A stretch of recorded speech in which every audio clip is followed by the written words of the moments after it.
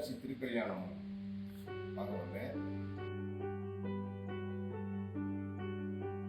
ஆனால் நல்லா விசாரிச்சேன். இந்த பலகை செஞ்சு நம்ம இது எவ்வளோ வேற இந்த மாதிரி டிசைன் வேறு எங்கேயுமே நான் பார்க்கல. இந்த உட் ஒர்க்கு கார்விங்கில் வேறு எங்கேயும் பார்க்கல. அதனால தான் வந்து இங்கே வந்து வாங்கினேன். வேறு எங்கேயும் மதுரையிலையும் பார்க்கல, வெளியிலையும் இந்த அளவுக்கு ஃபினிஷிங் பார்க்கல.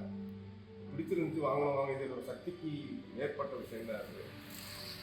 இருந்தாலும் இது மேலே ஒரு அட்டாச்மெண்ட்டு. இந்த மாதிரி கலை இன்பத்தெல்லாம் செய்கிற இடங்கள்ல ரொம்ப ரேரான நம்ம தான் இருக்குது. இதுவும் இன்வால்மெண்ட்டோட அழகாக பண்ணியிருக்காங்க. அதே மாதிரி ரேட்டும் ஓரளவு ரீசனபுளாக இருக்குது. அந்த பொருளுக்குள்ளே வாங்கி நமக்கு தெரியும், நம்ம இதே கன்ஸ்ட்ரக்ஷன் ஃபீல்டில் இருக்கனால இந்த மரங்கள் என்ன விலை விற்கிது. கனேடி வந்து இன்னைக்கு இந்த தேக்கெலாம் வர்றதில்ல.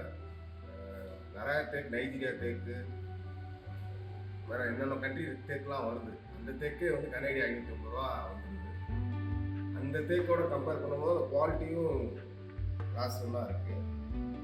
கண்டிப்பாக பிடிச்சிருந்தா கண்டிப்பாக ஒரு தடவை வாங்கணும் முடிவுலாம் அவங்க வாங்கிடுவாங்க.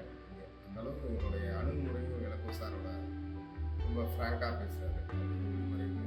இந்த மாதிரி இருக்கவங்களாம் நல்லா வளர்ந்து நிறையா படைப்புன்றது வந்து